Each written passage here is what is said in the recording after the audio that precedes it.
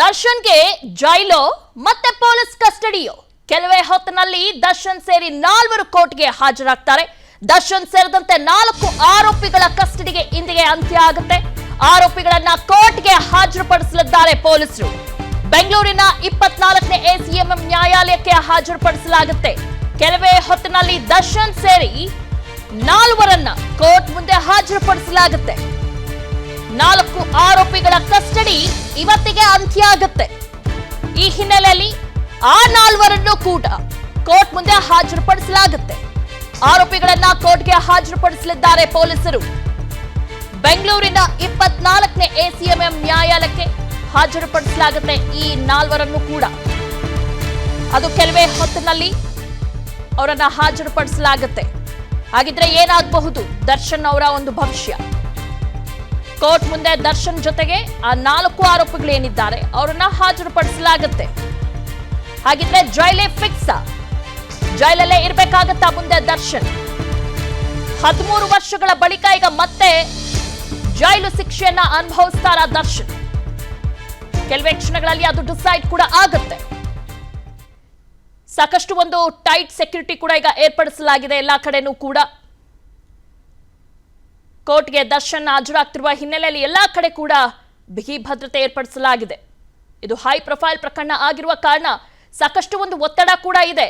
ಈ ಪ್ರಕರಣವನ್ನ ಕೈ ಬಿಡಬೇಕು, ದೊಡ್ಡ ದೊಡ್ಡ ಶಾಸಕರು ಸಚಿವರೇ ಒತ್ತಡ ಹೇರ್ತಿದ್ದಾರೆ ಸರ್ಕಾರದ ಮೇಲೆ. ಹೀಗಾಗಿ ಈ ಒಂದು ಹೈ ಪ್ರೊಫೈಲ್ ಪ್ರಕರಣ ಭವಿಷ್ಯ ಏನಾಗಬಹುದು ಇವತ್ತು ಸಾಕಷ್ಟು ಒಂದು ಕುತೂಹಲ ಮೂಡಿಸಿದೆ. 24ನೇ ಎಸಿಎಂಎಂ ನ್ಯಾಯಾಲಯಕ್ಕೆ ಅವರಿಬ್ಬರು 4 ಜನರನ್ನು ಕೂಡ ಹಾಜರುಪಡಿಸಲಾಗುತ್ತೆ.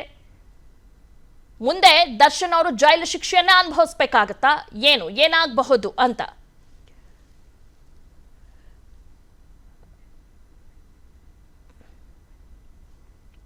ಓಕೆ, ಎಲ್ಲದ್ರ ಬಗ್ಗೆ ಡೀಟೇಲ್ಸ್ ನೀಡ್ತಾರೆ ನಮ್ಮ crime bureau head SK. Manjunath, ಏನಾಗಬಹುದು ಇವತ್ತು ದರ್ಶನ್ರ ಭವಿಷ್ಯ?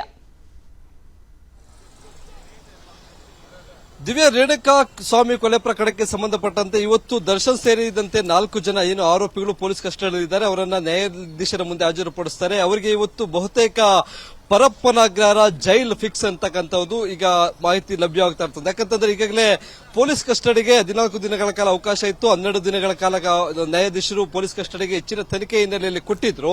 ಆದರೆ ಈ ವಿಚಾರಣಾ ಸಂದರ್ಭದಲ್ಲಿ ಕೆಲವೊಂದಷ್ಟು ಪೊಲೀಸರಿಗೆ ಬೇಕಾಗಿದ್ದಂತಹ ಸಾಕ್ಷಿಗಳನ್ನ ಜೊತೆಗೆ ಅವರು ಯಾವ ಈ ಕೃತ್ಯವನ್ನು ಎಸಗಿದಕ್ಕೆ ಸಂಬಂಧಪಟ್ಟಂತ ಮಾಹಿತಿಯನ್ನ ಕಲೆ ಹಾಕೋದ್ರಲ್ಲಿ 12 ದಿನಗಳ ವಿಚಾರಣೆಯಲ್ಲಿ ಅಷ್ಟು ಮಾಹಿತಿಯನ್ನು ಕಲೆ ಹಾಕಿದ್ದಾರೆ.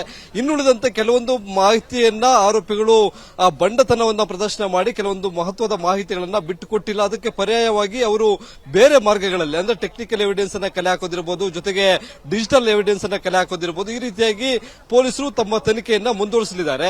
ಇನ್ನುಳಿದಂತೆ 2 ದಿನವಾಗಿ ಅಂದ್ರೆ 3ನೇ ಬಾರಿ 2 ದಿನ ಹೆಚ್ಚುವರಿಯಾಗಿ ಏನು ಕಸ್ಟಡಿಗೆ ನೀಡಿದಂತ ದರ್ಶನ್, ವಿನಯ್, ಪ್ರದೋಷ್ ಹಾಗೂ ಧನರಾಜನನ್ನ ಇವತ್ತು ಕಸ್ಟಡಿ ಅಂತ್ಯ ಆದಂತ ಹಿನ್ನೆಲೆಯಲ್ಲಿ ಪೊಲೀಸರು ಆರೋಪಿಗಳನ್ನ ನ್ಯಾಯಾಧೀಶರ ಮುಂದೆ ಹಾಜರುಪಡಿಸೋದಕ್ಕೆ ಅಂತಿಮ ಹಂತದ ಒಂದು ಸಿದ್ಧತೆಗಳನ್ನ ಕೈಗೊಳ್ತಾ ಇದ್ದಾರೆ. ಈಗಾಗಲೇ ನಾವು ನೋಡ್ತಾ ಇದ್ವಿ ಅವರ ಆರೋಪಿಗಳನ್ನ ಕರೆದುಕೊಂಡು ಹೋಗೋದಕ್ಕೆ ಪೊಲೀಸ್ ವ್ಯಾನ್ ಅನ್ನ ಸಹ ಕಾಂಪೌಂಡ್ ಒಳಗಡೆ ಅನ್ನಪೂರ್ಣೇಶ್ವರಿ ನಗರ ಪೊಲೀಸ್ ಠಾಣೆಯ ಕಾಂಪೌಂಡ್ ಒಳಗಡೆ ಕರೆದುಕೊಂಡೋಗಿ ಅವರನ್ನ ನ್ಯಾಯಾಲಯಕ್ಕೆ ಕರೆದುಕೊಂಡು ಹೋಗೋದಕ್ಕೆ ಬೇಕಾದಂತ ಎಲ್ಲ ಸಿದ್ಧತೆಗಳನ್ನ ಸಹ ಕೈಗೊಳ್ತಾ ಇದ್ದಾರೆ. ಇನ್ನು ಇಲ್ಲೇ ಮೆಡಿಕಲ್ ಟೆಸ್ಟ್ ಅನ್ನ ಸಹ ಮಾಡಿರ್ತಕ್ಕಂಥದ್ದು.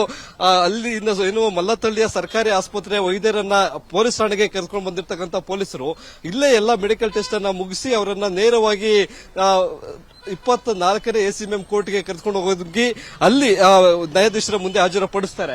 ಇನ್ನುಳಿದಂತೆ ಈಗ ಏನು ಕೊನೆಯ ದಿನ ಇವತ್ತು ದರ್ಶನ್ ಅನ್ನಪೂರ್ಣೇಶ್ವರಿ ನಗರದ ಪೊಲೀಸ್ ಠಾಣೆಯಿಂದ ಹೋಗ್ತಾ ಇರತಕ್ಕಂಥ ಹಿನ್ನೆಲೆಯಲ್ಲಿ ಅವರನ್ನ ನೋಡೋದಕ್ಕೆ ಅವರ ಅಭಿಮಾನಿಗಳಿರ್ಬೋದು ಅಥವಾ ಸಾರ್ವಜನಿಕರಿರ್ಬೋದು ಹೆಚ್ಚಿನ ಸಂಖ್ಯೆಯಲ್ಲಿ ಅನ್ನಪೂರ್ಣೇಶ್ವರಿ ನಗರ ಪೊಲೀಸ್ ಠಾಣೆ ಬಳಿ ಜಮಾಯಿಸಿದ್ರು. ಅವರನ್ನ ಈಗ ಪೊಲೀಸರು ದೂರಕ್ಕೆ ಅವರನ್ನ ಚದುರಿಸಿ ಏನು ಪೊಲೀಸ್ ಠಾಣೆ ಆವರಣದಿಂದ ಸುಮಾರು 50 ಅಡಿ ದೂರದಕ್ಕೆ ಅವರನ್ನ ಚದುರಿಸಿದ್ದಾರೆ. ಯಾವುದೇ ಕಾರಣಕ್ಕೂ ಇಲ್ಲಿ ಕಾನೂನು ಸುವ್ಯವಸ್ಥೆಗೆ ಧಕ್ಕೆ ಆಗಬಹುದು, ಜೊತೆಗೆ ಅವರನ್ನ ಕರೆದುಕೊಂಡು ಹೋಗ್ತಕ್ಕಂಥ ಸಂದರ್ಭದಲ್ಲಿ ಯಾವುದೇ ತೊಂದರೆಗಳಾಗಬಾರದು ಅನ್ನೋ ನಿಟ್ಟಿನಲ್ಲಿ. ಇನ್ನು ಉಳಿದಂತೆ ಆರೋಪಿಗಳನ್ನ ಈಗಾಗಲೇ ಒಟ್ಟು ಈ ಪ್ರಕರಣದಲ್ಲಿ 17 ಜನ ಆರೋಪಿಗಳು ಬಂಧನಕ್ಕೊಳಗಾಗಿದ್ದಾರೆ. ಅದರಲ್ಲಿ 13 ಜನ ಈಗಾಗಲೇ ಪರಪ್ಪನಗರ ಜೈಲು ಸೇರಿರ್ತಕ್ಕಂಥದ್ದು. ಅದರಲ್ಲಿ ದರ್ಶನ್ ಸೇರಿದಂತೆ 4 ಹೆಚ್ಚಿನ ವಿಚಾರಣೆಗಾಗಿ ಏನು ಈ ಹಿಂದೆ 2 ದಿನದಿಂದ ಗುರುವಾರ ಕಸ್ಟಡಿಗೆ ಪಡೆಯಲಾಗಿತ್ತು. ನಿನ್ನೆ ಬೆಳಗ್ಗೆಯಿಂದ ಈ 4 ಆರೋಪಿಗಳನ್ನ ತೀವ್ರ ವಿಚಾರಣೆಗೆ ಒಳಪಡಿಸಿದಂತಹ ಸಂದರ್ಭದಲ್ಲಿ 8 ಪ್ರಮುಖವಾದಂತಹ ಕಾರಣಗಳಿತ್ತು. ಇಲ್ಲಿ ಕೃತ್ಯದ ನಂತರ ದರ್ಶನ್ ಮನೆಯಲ್ಲಿ ಪತ್ತೆಯಾದಂತ 40 ಲಕ್ಷ ಹಣದ ಮೂಲವನ್ನ ಪತ್ತೆ ಹಚ್ಚಂತದ್ದು ಇರಬಹುದು.